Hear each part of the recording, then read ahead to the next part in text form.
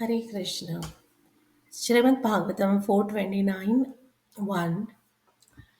It says Bhakti Krishne Daya Jiveshva Kunta Jnanamatmani Yadi Syadatmano Bhuyadapa Vargastu Sansrutihi.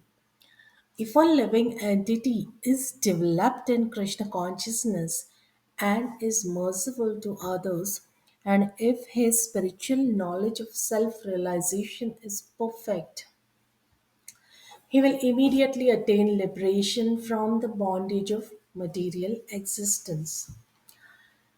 Let's see what Srila Prabhupada has to say in the purport. In this verse, the words Daya Jiveshu, meaning mercy to other living entities, indicate that a living entity must be merciful to other living entities if he wishes to make progress in self realization. This means he must preach his knowledge after perfecting himself and understanding his position as an own position as an eternal servant of Krishna. Preaching this is showing real mercy to living entities. Other types of humanitarian work may be temporarily beneficial for the body, but because a living entity is spirit soul, ultimately one can show him real mercy only by revealing knowledge of his spiritual existence. As Chaitanya Mahaprabhu says, Jiver Swarup, Hoy Krishna Nitya Das,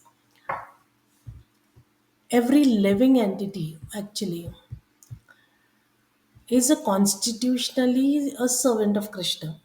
One should know this fact perfectly and should preach it to the mass of people.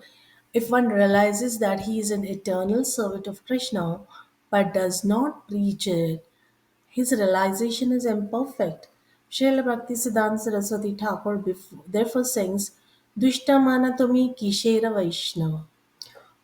Pratisthara tare nirjanera ghare, tava hari nama kevala kaitava. My dear mind, what kind of Vaishnava are you? Simply for false prestige and a material reputation, you are chanting the Hare Krishna mantra in a solitary place. In this way, people who do not preach are criticized. There are many Vaishnavas in Vrindavan who do not like preaching. They chiefly try to imitate Haridas Thakur. The actual result of their so called chanting in a secluded place is that they sleep and think of women and money. Similarly, one who simply engages in temple worship but does not see to the interests of the mass of people or cannot recognize devotees is called Kanisht Adhikari. Archayam eva haraye pujam ya shraddhaye hate natad bhakteshu channeshu sabhakta prakrita smrita. And there's another Bhagavatam verse which is supporting the similar things. 11 to 47. Archayameva haraye pujam yah shraddhaye hati na tadbhakteshu channeshu sabhakta prakrita smrita. A devotee who faithfully engages in the worship of the deity in the temple but does not behave properly towards other devotees or people in general is called a Prakrit Bhakta, a materialistic devotee, and is considered to be in the lowest position. A devotee who faithfully engages in worship of deity in the temple but does not behave properly toward other devotees or people in general is called a Prakrit Bhakta, a materialistic devotee, and he is supposed to be in the lowest position. Srila Madhvacharya comments that one in the lower stage of devotional service faithfully worships the deity in the temple but is not aware that the Supreme Personality of Godhead is actually all pervading. The same mentality can be seen in Western countries where people commit all type of sinful activities in their homes and in the street, but then piously go to the church and pray to God for mercy. Actually, God is in our home. God is in the street. God is in our office, is in the forest. God is everywhere, and therefore God should be worshipped everywhere by the process of devotional service at His lotus feet. As stated in verse 41 of this chapter, Kham Vayum Agnim Salilam Mahim Cha Jyotim Shi Satvani Disho Drumadan Sarit Samudrams Cha Hare Shariram Yakim Yatkim Chabhutam Pranamid Ananya. A devotee should not see anything as being separate from the Supreme Personality of Godhead, Krishna, and ether, fire, air, water, earth, sun, and other luminaries, all living beings, the directions, trees, and other plants, the rivers and the oceans, whatever a devotee experiences, he should consider it to be an expansion of Krishna. Thus, seeing everything that exists within creation as the body of the Supreme Lord Hari, the devotee should offer his sincere respects to the entire expansion of the Lord's body. This is the vision of Bhagavad devotee of the Lord. This is from the 41st chapter. They are saying that all these luminaries and the directions, the living beings, the oceans, the rivers, all the trees and the plants must be seen as an expansion of Krishna. Srila Madhvacharya states that a Madhyamadikari, a devotee in the intermediate stage, sees the Supreme Personality of Godhead as the cause of all causes and therefore offers his love to the Lord. Such a devotee is a sincere friend of other devotees and is merciful to the ignorant and avoids the atheist. Nonetheless, tad vashatvam najanati sarvasya jagatopi. 2. His realization of the all pervading feature of the Supreme Lord is imperfect. Although he does not have, Although he does have a general sense that everyone is ultimately meant to be a devotee of the Supreme Lord, and he tries to use everything in the service of Krishna, aware that everything belongs to the Lord, he may be bewildered by association with atheistic men. Srila Madhvacharya states that Archayam eva samsthitam Vishnum nyatva tadanyatra naiva janati yapuman. A Kanishta Adhikari has no idea that the Supreme Lord has the power to exist outside a church or temple. Furthermore, being puffed up by his own ceremonial worship, Atmano Bhakti Darpata, a Kanishta Adhikari cannot imagine that anyone is more pious or religious than he and is not even aware that other devotees are more advanced. Thus, he cannot understand the Madhyama or the Uttama standard of devotional service, and sometimes, because of his false pride, he criticizes the most advanced devotees of the Lord, neglects them, or simply has no understanding of their exalted position as preachers or completely self-realized souls. Another symptom of the Kanishta Adhikari is that he is infatuated by the material qualifications of so-called great materialistic persons, and having a body exactly, and having a body a concept of himself, of life himself. He is attracted by material opulence, and this minimizes the position of the Supreme Lord Vishnu. Such a Kanishta Adhikari, therefore, is disturbed if a second class devotee criticizes the non devotees of the Lord. In the name of compassion or kindness, a Kanishta Adhikari approves of the non devotional activities of such materialistic men.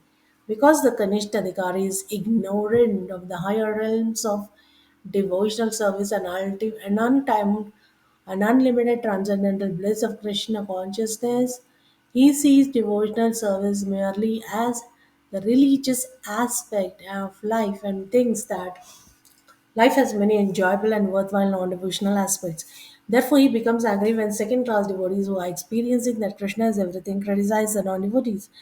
Madhvacharya says that such a person, because of his rudimentary faith in Krishna, is considered devotee, but he is actually bhaktadam, a devotee on the lowest standard. If such materialistic devotee follows the rules and regulations of deity worship, they will gradually elevated to a higher standard and eventually become pure devotees of the Lord. Unless they commit offenses against other devotees, in which case their advancement will be checked. Srila Madhvacharya states that Tad Bhaktanam Upekshaka Kuryur Vijdam Api Devesham. Those who neglect or show indifference to the devotees of the Lord are to be considered offenders at the lotus feet of Vishnu. Similarly, those who disrespect the demigods will become bereft of devotional service and be forced to raid again and again within the samsara, the cycle of birth and death. Puja Devas Tatad Sada. The demigods are always to be offered respect since they are devotees of the Supreme Personality of Godhead. If someone is envious of the demigods, Hare Krishna, Hare Krishna, Krishna Krishna, Hare Hare, Hare Ram, Ram Ram, Hare Hare, he is to be considered envious of the Supreme Personality of Godhead. Similarly, one who offers sincere respect to the demigods is considered to be respecting the will of the Supreme Lord. A Vaishnava does not foolishly think that there are many gods. He knows that there is one supreme personality of Godhead. But as stated many times in Srimad Bhagavatam, the Lord has a mission within this material world, which is to reform the conditioned living entities through the cruel laws of nature. In the Lord's mission within the world, the demigods are to be considered limbs of the Lord's body. In Bhagavad Gita 7.20, it is said, Kamais tais taira ritjana jnana prapadyanti nya devata tam tam niyamam asthaya prakritya niyata svaya. Those whose minds are distorted by material desires surrender unto demigods and follow the particular rules and regulations of worship according to their own natures. But there are many examples of devotees who worship the demigods to get benedictions for serving Lord Krishna. The gopis worship the demigods to achieve Krishna, and similarly, Rukmini Devi, on the day of her marriage, engaged in such demigod worship, her only goal being Krishna. Even today, the preachers of Krishna consciousness movement cultivate important people with all kindness and diplomacy, such wealthy or influential people will engage their resources in the devotional service of Krishna to glorify Krishna all over the world. Similarly, offering excuse me, all respects to the demigod so that they will give facility for the devotional service of Krishna is not against the Bhakti Marga, although nowadays such demigod worship has also deteriorated. Therefore, Chaitanya Mahaprabhu has recommended Harinam Sankirtan, the chanting of holy names of Krishna, as the only realistic process for this age. Nonetheless, the devotee of the Lord should not misinterpret Bhagavad Gita's injunctions against demigod worship as a license to offer demigods who are Krishna, bona fide Vaishnavas. So, Srila Madhavacharya notes that Vishnurupeksham sarve vedvishanti adhikam sura patati avasyam tamasi harina taischa patpatitam. All the demigods are extremely inimical to one who does not respect Lord Vishnu. Such a person is pushed into the darkest regions of by the Lord as well as by the demigods. From this statement by Madhvacharya, the devotional sentiments of the demigods can be understood. It is stated that in the supreme liberation achieved by an Uttamadhikari, the most exalted devotee of the Lord, the devotee enjoys transcendental bliss in the direct association of the Supreme Lord and the demigods. According to Srila Jiva Goswami, since a Kanishta Adhikari who cannot properly respect other devotees will certainly fall to offer respects to ordinary living entities who are not even devotees, a Kanishta Adhikari is useless for practical preaching work unless he comes to a higher platform of understanding.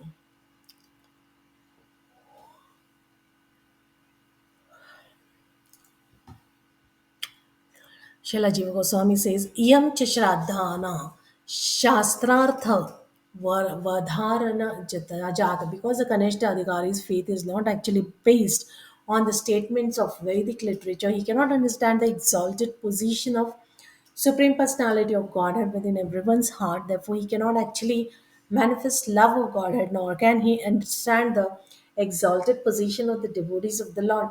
Krishna is so glorious that Krishna's intimate associates must be also glorious. But this is unknown to a Kanishta Adhikari, and the essential qualification of a Vaishnava, which is to offer all respects to others. Amanina Manadena Kirtaniya Sadari is also conspicuous by its absence in a Kadishta Adhikari. If such a person, however has faith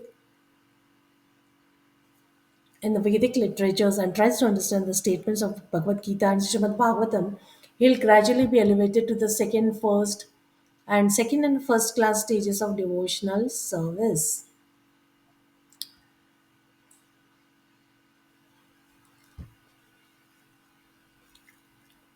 And according to Srila Bhaktisiddhanta Saraswati Thakur Prabhupada, the inability of the Kanishta Adhikari to appreciate the Lord's devotees and encourage and the paraphernalia indicates that such a materialistic Vaishnava is still affected by the speculative understanding of the Karmavadis and Mayavadis, those who are dedicated to sense gratification and impersonal speculation about the absolute. Srila Prabhupada often said that only the impersonalist desires to see Krishna alone. We desire to see Krishna with his cows, friends, parents, gopis, flute, jewelry, forest scenery, and so on. Krishna is gorgeous in the setting of Vrindavan. It is in the land of Vrindavan that Lord Krishna, surrounded by so many beautiful associates, manifests his exalted indescribable beauty. Similarly, the unique mercy of the Supreme Personality of Godhead is exhibited in the activities of His pure devotees who selflessly travel around the universe distributing the dust particles from Krishna's lotus feet on the heads of the conditioned souls. One who is uninterested in the Lord's paraphernalia, entourage, and devotees has a stunted conception of the Supreme Personality of Godhead. This must be due to the contamination from impersonal and sensuous understandings of life. So, Saraswati Thakur Prabhupada states that after hundreds of lifetimes of faithfully worshipping deity of Lord Vasudeva with external paraphernalia, one realizes the true nature of his transcendental name and mantras, and the bondage of one's materialistic mentality slackens. In this way, as a Kanishta Adhikari gradually comes to perceive the mental activities of a devotee and tries seriously to advance to a higher stage, his materialistic conceptions will go away of their own accord. He then exhibits the loving devotional service to Supreme Personality of Godhead and thus makes familiar with the devotees who are dear sons of Lord. And by appreciating the universal quality of devotional service to Krishna, he becomes very much eager to engage other innocent people in the service of the Lord. Further, as he begins to make significant advancement, he becomes inimical to anything or anyone that hinders the progress of his devotional life, and thus he avoid atheistic people who cannot benefit by good instruction.